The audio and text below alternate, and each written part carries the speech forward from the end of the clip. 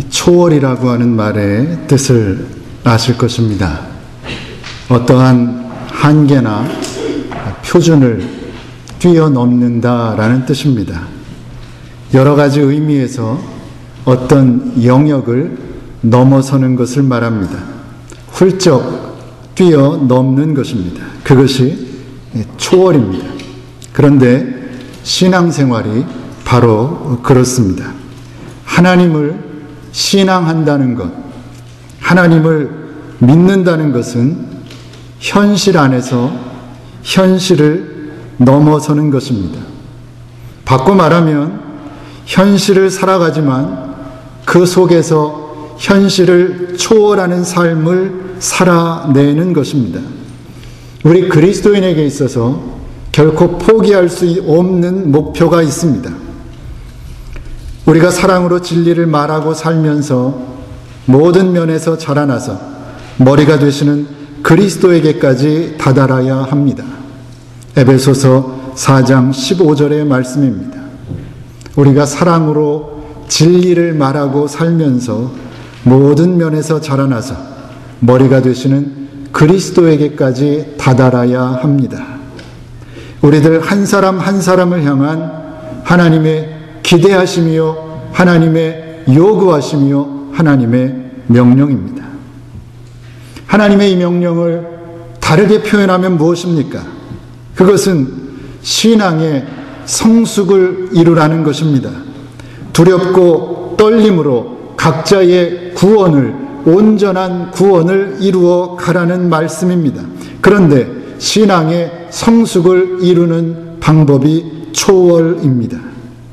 우리는 어찌하든지 신앙의 성숙을 이루어 가야 하는데 그러기 위해서는 세상의 표준과 가치를 뛰어넘는 초월을 이루어야 한다는 말씀입니다. 그런 까닭에 세상의 가치를 추구하고 세상의 좋은 것들을 더 많이 갖기 위해 애쓰는 사람은 결코 신앙의 성숙을 이룰 수가 없습니다. 신앙의 성숙과 세상의 좋은 것들은 결코 함께 갈 수 있는 가치가 아니기 때문입니다. 그러면 오늘 우리의 신앙 상태는 어떠합니까? 익숙한 예화 하나를 소개해 드리겠습니다. 어떤 사람이 절벽에서 떨어지다가 중간에 나뭇가지를 붙들고 가까스로 생명을 유지하고 있습니다. 절벽 중간에 걸린 채 매달려 있는 겁니다. 어떻게 하겠습니까? 여러분이라면 어떻게 하시겠습니까? 그 위에를 보고 외치겠지요. 거기 누구 없습니까? 사람 좀 살려주십시오. 그런데 하나님께서 들으셨습니다. 그리고 말씀하십니다. 나는 하나님이다. 나를 믿어라. 나를 믿고 네가 붙잡고 있는 나뭇가지를 놔라. 그러면 내가 안전하게 붙잡아 주겠다. 하나님이 붙잡아 주신다니 이제는 문제 해결입니다. 손만 놓으면 됩니다. 그러면 삽니다. 하지만 그는 손을 놓지 않습니다. 아래를 내려다보고 위를 올려다보고 몇 번을 그러더니 위를 보고 다시 외칩니다. 그 위에 다른 누구는 없습니까? 다른 사람은 없습니까? 굉장히 믿음이 있는 것 같지만 결정적인 순간에는 하나님의 말씀보다 내 생각과 내 판단을 의지하는 오늘 우리의 모습을 대변하고 있지는 않은지요. 우스운 이야기 같지만 저는 이 이야기가 오늘 우리 신앙의 현 주소를 잘 보여주고 있다고 생각합니다. 어떤 경우에도 내 이성의 한계를, 내 경험의 한계를, 그리고 내 지식의 한계를 넘어서지 못하고 있는 것입니다. 그렇다면 어떻게 해야 이 고질적인 문제를 해결할 수 있습니까? 어떻게 하면 이 땅을 밟고 사는 것이 어쩔 수 없는 우리의 현실이지만 그 현실을 초월하여 그 현실을 넘어서서 신앙의 성숙을 이룰 수 있는 것입니까? 오늘 함께 고민해 보기를 원합니다. 오늘 본문을 통해 사도 바울은 우리가 이 땅에 살지만 이 땅의 현실을 초월할 수 있는 방법을 가르쳐 줍니다. 신앙의 성숙으로 갈 수 있는 길을 알려줍니다. 먼저 1절의 말씀입니다. 그러므로 너희가 그리스도와 함께 다시 살리심을 받았으면 위의 것을 찾으라. 거기는 그리스도께서 하나님 우편에 앉아 계시느니라 그랬습니다. 제일 먼저 나오는 말씀이 너희가 그리스도와 함께 다시 살리심을 받았으면입니다. 너희가 그리스도와 함께 다시 살리심을 받았으면 이것은 우리 모두에게 해당되는 기본 전제입니다. 너희가 하나님의 은혜로 말미암아 하나님의 자녀가 되었으면이라는 의미입니다. 근데 이 점에 있어서는 아무 문제가 없습니다. 우리 모두는 하나님의 은혜로 하나님의 자녀가 된 사람들이기 때문입니다. 거기에는 문제가 없습니다. 그렇다면 이제 우리가 해야 할 일은 무엇입니까?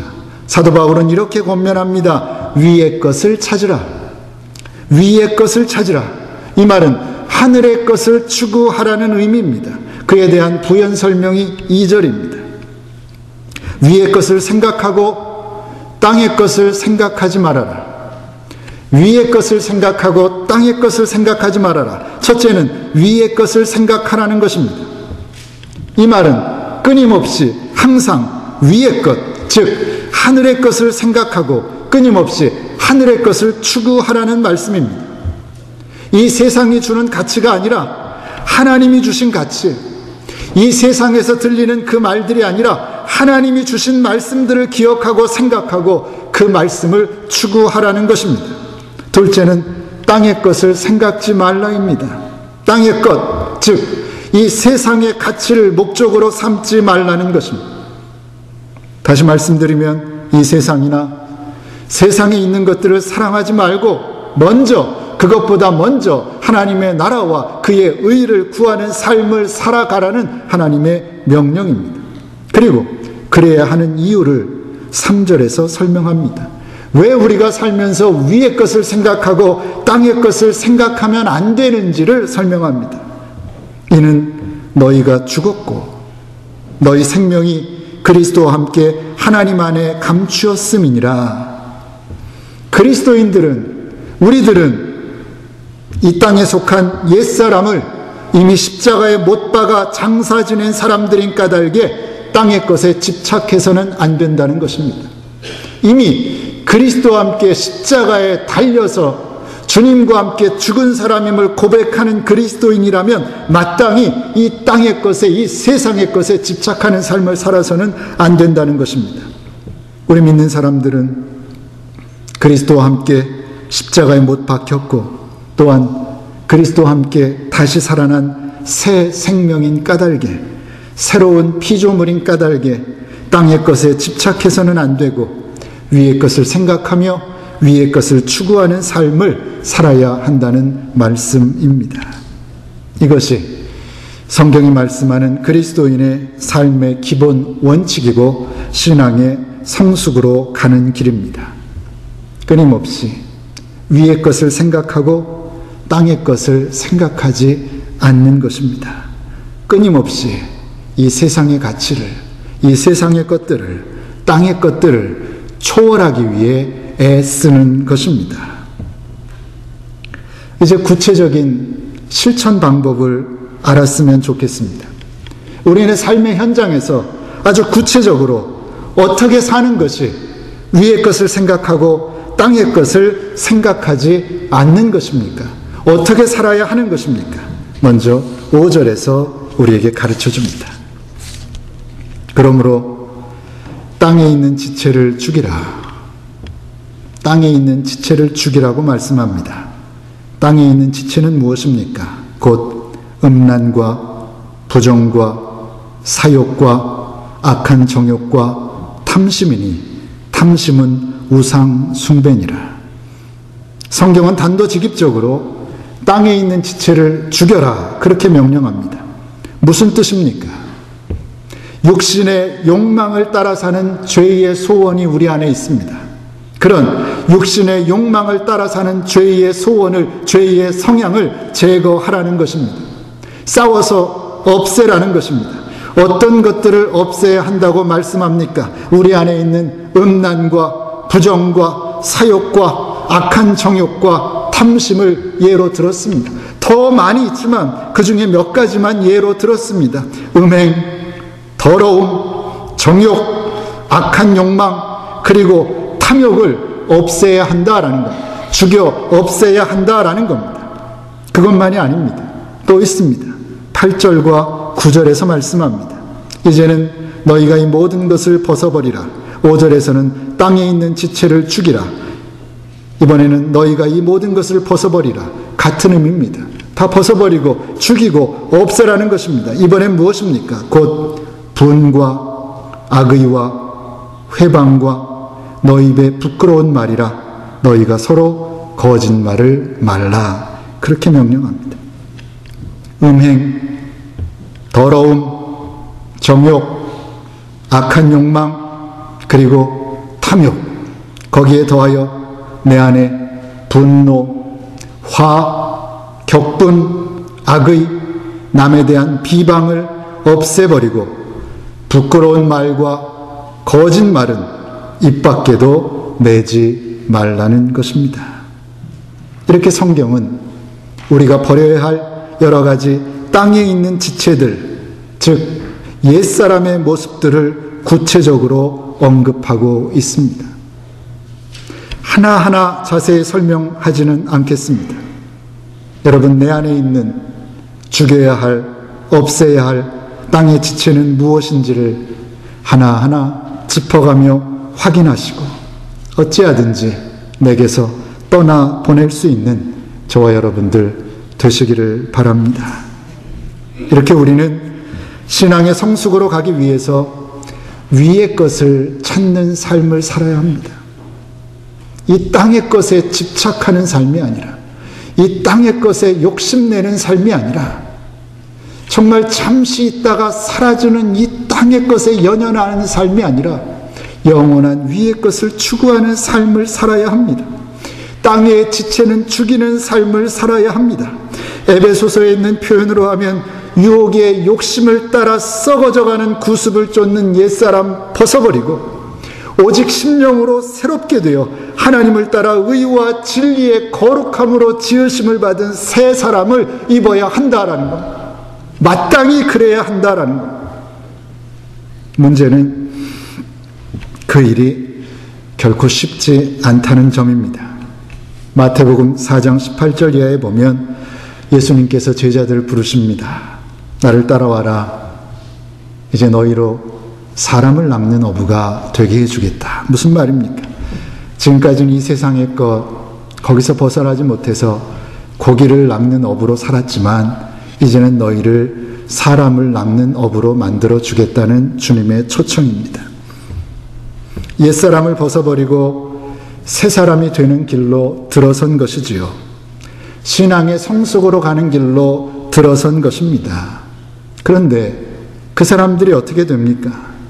그 후 3년의 세월이 흐릅니다. 3년이란 짧지 않은 세월 동안 그들은 신앙의 훈련을 받습니다. 주님과 함께 살며 주님과 동행하며 혹독한 신앙의 훈련을 치릅니다. 그런데 그 훈련을 다 마친 그들에게 어떤 일이 벌어집니까? 요한복음 21장에서 우리가 이미 살펴본 대로 그들은 어떻게 됩니까? 오히려 사람을 낚는 어부에서 다시 고기를 낚는 어부로 돌아가 버립니다. 예수님이 돌아가시자 예수님의 말씀을 믿지 못하고 사람을 낚는 어부라고 하는 고귀한 그 주님이 주신 사명을 버리고 다시 쉽게 고기를 낚는 어부로 돌아가 버립니다. 3년의 공든 탑이 한순간에 무너져 버린 것입니다. 이처럼 옛사람을 버리고 새사람이 된다는 것은 말처럼 쉬운 일이 아닙니다. 우리가 암송하고 우리가 고백한다고 암송하고 고백한 대로 되는 것이 아닙니다. 신앙의 성숙이란 결코 만만한 목표가 아니라는 말씀입니다. 그렇다면 그토록 어려운 일을 우리가 어떻게 하면 감당할 수 있습니까? 아무리 어려워도 감당해야 하는 명령인데 어떻게 해야 그 일이 가능하겠습니까? 첫째는 하나님의 은혜가 필요합니다. 이것이 가장 중요한 필수 조건입니다. 저도 여러분도 우리 힘만으로는 신앙의 성숙으로 갈 수 없습니다. 하나님의 은혜가 필요합니다. 하지만 엄밀히 따져보면 이것은 우리의 몫이 아닙니다.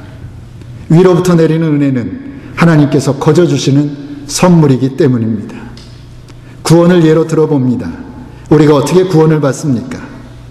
모든 사람이 죄를 범하였음에 하나님의 영광에 이르지 못하더니 그리스도 예수 안에 있는 구속으로 말미암아 하나님의 은혜로 값없이 의롭다함을 얻은 자 되었느니라. 어떻게 구원받았습니까?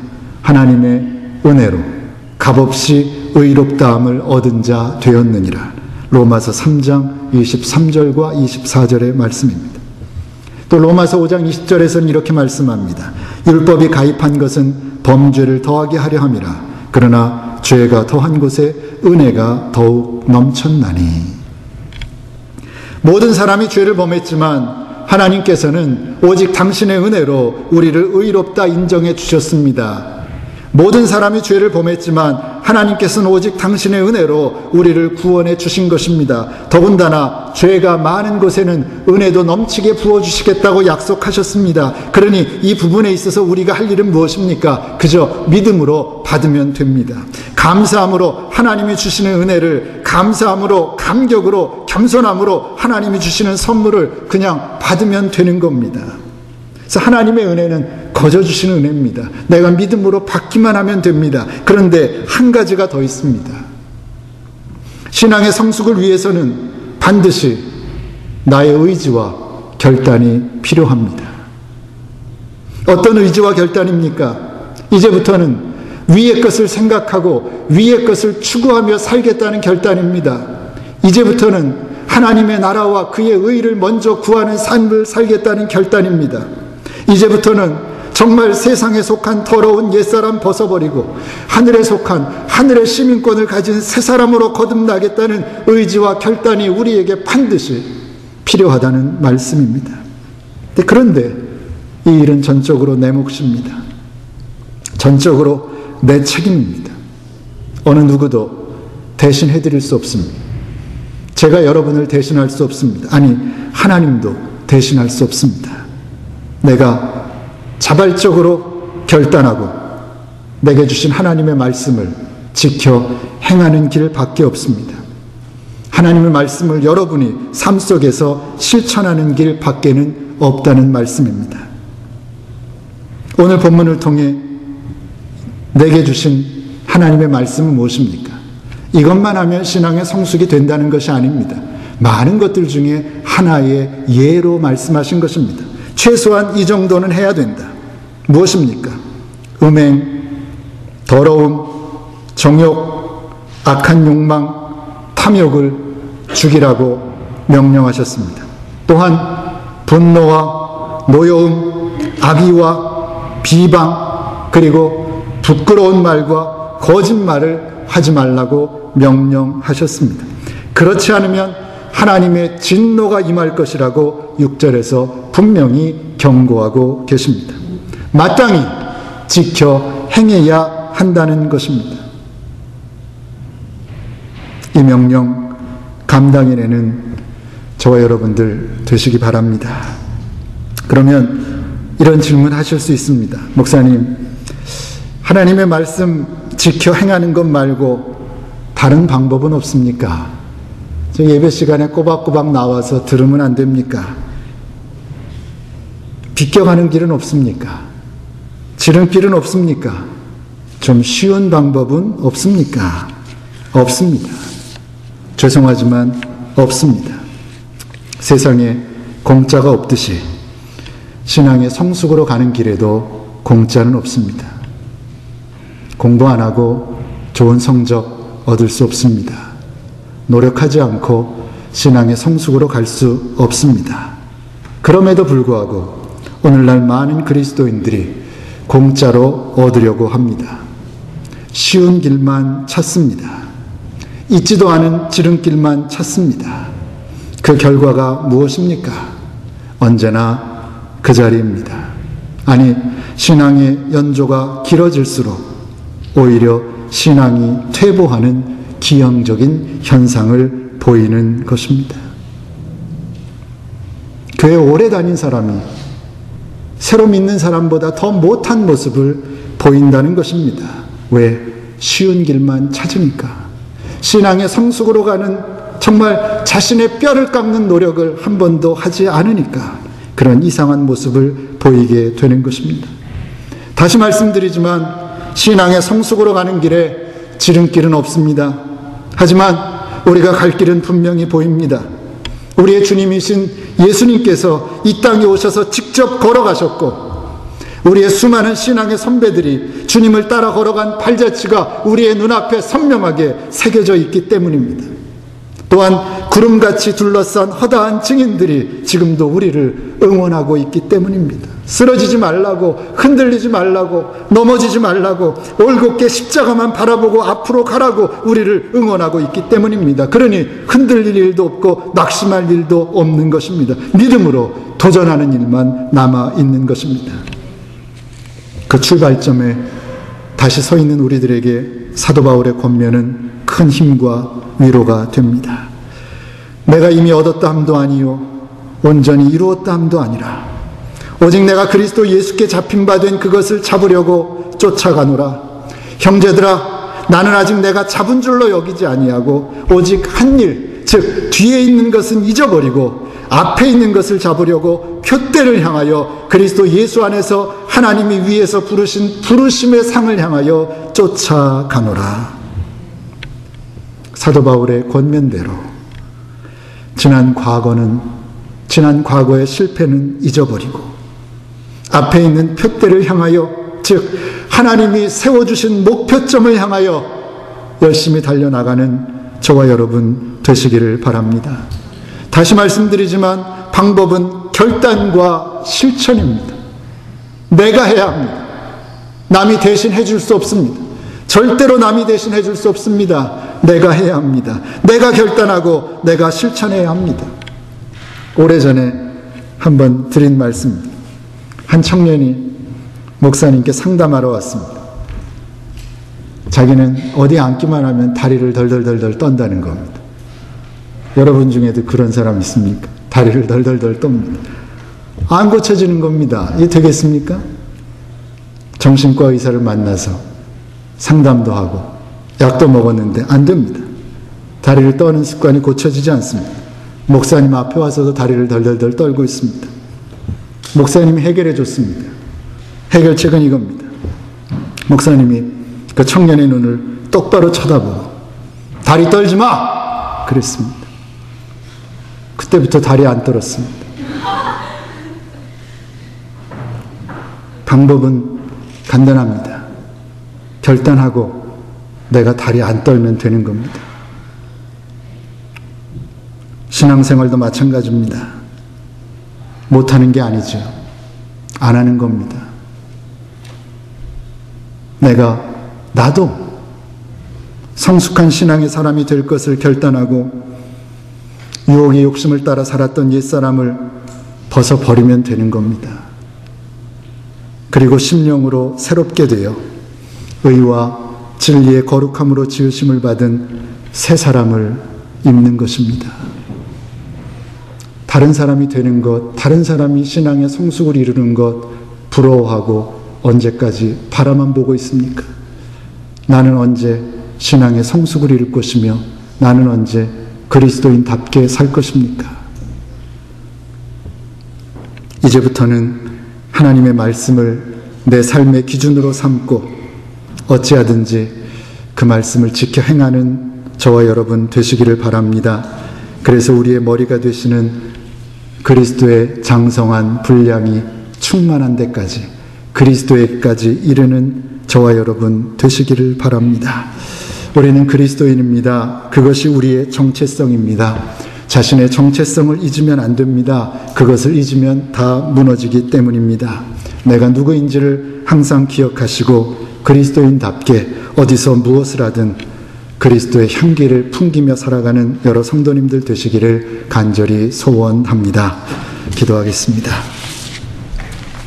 하나님, 이제는 옛사람을 벗어버리기 원합니다. 땅에 속한 지체를 죽이기 원합니다.